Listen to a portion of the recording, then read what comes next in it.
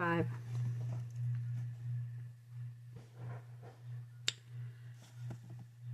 Rose and I sat sunning our legs in the long grass, our skirts hitched up so high our underwear is visible, not that there's any around to see it. Not that we would care if there was. If I am prone to embarrassment by myself, my shyness is generally eclipsed by Rose's constant ease. I roll my eyes and Rose takes out a little yellow bottle. She quit smoking 3 months ago, and after several weeks spent chewing at the ends of wooden sticks used to stir paper cup coffee or plastic straws or raw spaghetti, she is now taken to carrying a bottle of bubbles everywhere she goes. She blows them like exhaling smoke, the wand held between 2 fingers like a cigarette. Soap bubbles pop on car seats and kitchen windows, leave wet rings on footpaths and wooden school desks. She sits with her elbows on the knee of her long leg, and I am always surprised at how she can take such an innocent act and make it look like a disturbing talent. You're in great danger of becoming a pariah yourself, you know, I say. It's helping my craving, she replies blithely. So would a nicotine patch. Rose blows a whole bunch of bubbles straight in my face. Tell me about the saint thing again, she says. The saint thing. I root through my school bag and for the little metal medal I found with the bubble gum in the denim jacket I wore home from the party. Saint Anthony, I say, showing her, the patron saint of lost objects. Rose rubs the medal between 2 fingers. If it's a genie lamp she could wish on. She brings it up to her eyes. She refuses to wear glasses even though she owns a pair of those thick-rimmed vintage kind that makes her look like a secretary in a porn film. She scratches a thumbnail over a stain that looks like a brown rust. Then she brings it to her mouth and bites down the edge of it like a pirate. Fool's gold, I mutter. It's 10. Heads or tails? Tails. Heads, she says. She scrutinizes the medal again. Then she takes the bubble wand back from me in exchange for the saint. My Nana says a prayer to St. Anthony every time she can't find her car keys. Don't your aunts hide them from her, Rose says. That's probably why she can't find them. My grandmother's ancient and cantankerous and drives like it. I doubt St. Anthony ever helps her with the keys unless he is also the patron saint of finding things that well-meaning relatives have hidden from you. Rose leans toward me and takes the medal again. Who is the baby? St. Anthony, crowded with 10 stars, appears to be holding a slightly rusted child in his arms. I shrug. Jesus, I guess. Peter Pan, who knows? Rose stretches out languorously on her back. Lost boys. I get it. A flurry of bubbles rises into the air. Rose's phone pings. It has done this about 12 times in the last half hour. She ignores it. She's ignored the last 11, too. My self-restraint is wearing thin. Are you ignoring your messages? Nobody messaged me, except you, and you're right here. Yep, I'm right here, so I can hear your phone playing the world's most monotonous song all by itself over there. Oh, they're just reminders. Reminders for what? To stop your best friend murdering you over the incessant pringing?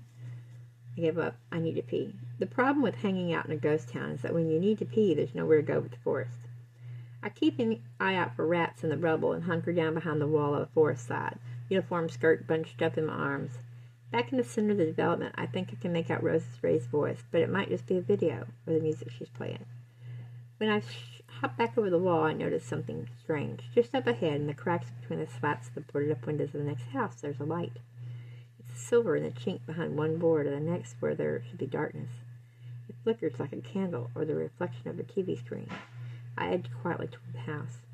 It's the farthest from the road and the closest to the lake. The nearer I move to it, the less I can hear whatever Rose is doing. Instead, I hear voices.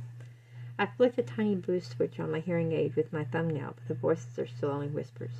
So I creep around the back of the house to the wooden boards hiding the veranda doors. One of them is hinged slightly open. That's when I realize that I'm probably not in an extremely safe situation. The chances of squatters in an abandoned development being up to anything wholesome and law-abiding are pretty slim. Heart suddenly beating a little harder than before, I turned to hurry away, but something at the edge of the rubble to my right catches my eye. A gray-brown flat cap. It's lying at a jaunty angle like it just flew off somebody's head. Like someone lost it heading home from a party in the early hours of the morning and never thought to pick it up. I can hear Rose calling my name. I check the time on my phone. We have less than 20 minutes to ride back to school before the start of math. I give the house one final glance, and I run as quietly as I can back to the grass. Chapter 6. Laurel. Monday, May 8th. Found a boy. There have always been 3 of us. A coven, a crowd, a 3-headed dog. We have names that our parents gave us, names our teachers call us in class, names the girls in school shout nastily in the hallways, names written in our textbooks and sewn into our PE shorts. But they're not names, the names we give ourselves. Laurel, Ash, and Holly. If there had to be a collective noun for us, it would be a forest. A forest of teenage girls. There's nothing two of us know that the other doesn't. There's nowhere two of us go that the other doesn't follow. Although some of what Holly wrote in her diary was news to Ash. Holly has so much watery sadness. Ash has so much rage and fire. It's a good thing I'm there to ground them. But then who grounds me? Maybe that's the problem with being three. There has always been three of us, but then yesterday Jude appeared, and now there are four. It's funny how you can completely understand somebody after having known them for a day. It's funny how soon you come to realize somebody is going to change your life. After school, we went to Ash's house on the other side of town. They're cutting down trees there to build on the land, so we stood on her wall and watched them. Ash whooped with the first tree fall. Timber! But it wasn't like that at all. No slow-motion trunk falling with a thud to the ground, just chunks of dying trees, like when Mom cut the carrots for the stew and hacked off bit by groaning bit. Ash crowed some more. Ha-ha! She loves most forms of destruction. You can tell by how she tears her nails off and strips with her teeth. Ash's dad came out into the garden with a tray of chocolate digestive cookies and tea. Ash's mom was on the phone in the hall, standing by the open front door.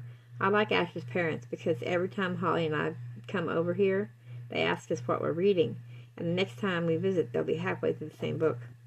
How are you liking The Sound and the Fury?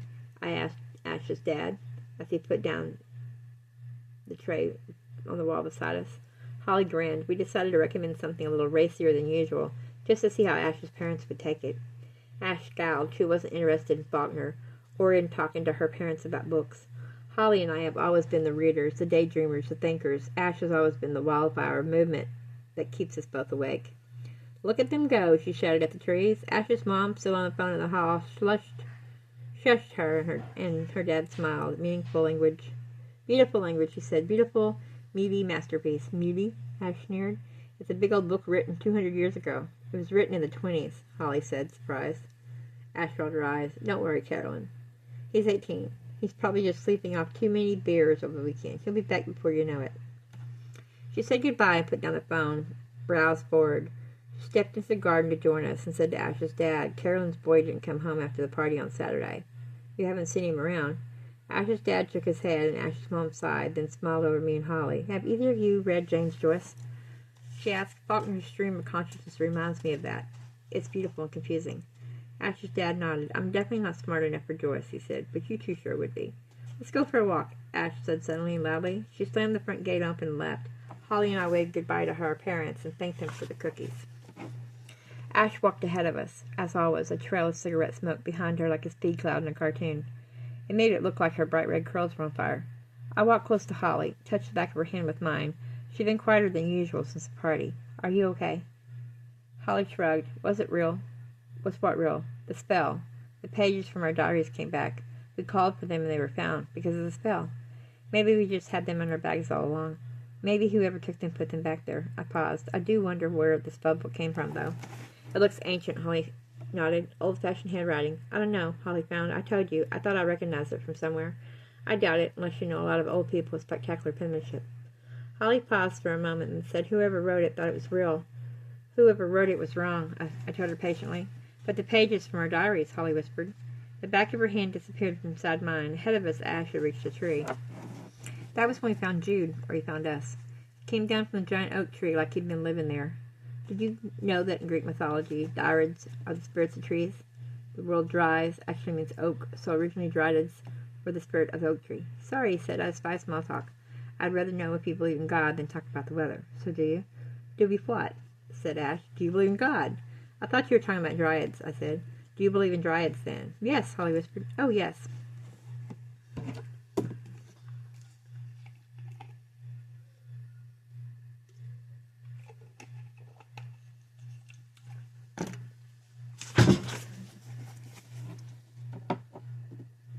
The boys in school only care about soccer and rumors and sex and games and films. Jude has long hair and makes wooden beaded bracelets that he gave to us and also wears himself. He reads books that are banned at our school and that we can't find in the library, but he says is nicked from bookshops in the city. He doesn't play soccer, but can climb trees better than a squirrel. He's not from around here. He's not anyone we already know. Already Holly's in love with him, and maybe Ash is too. Although she'll probably scratch this one out if she sees it. Maybe we are a little bit in love with Jude. I should scratch this out myself. We spent the evening together, and we talked about everything that could ever be important in the world. We showed him the Spellbook, and it was like an offering. Look, we know about magic. 2. Look, we also despise small talk, and we are different and interesting. We are just like you. Jude knows all about lost things and magic. He says there's balance between goodness and evil, environment and consumerism, light and dark, lost and found, love and death. I'm not really sure why we listen to him, but I suspect it has something to do with his light eyes, his long hair, and his lips. Lust. I wonder what balances that one out.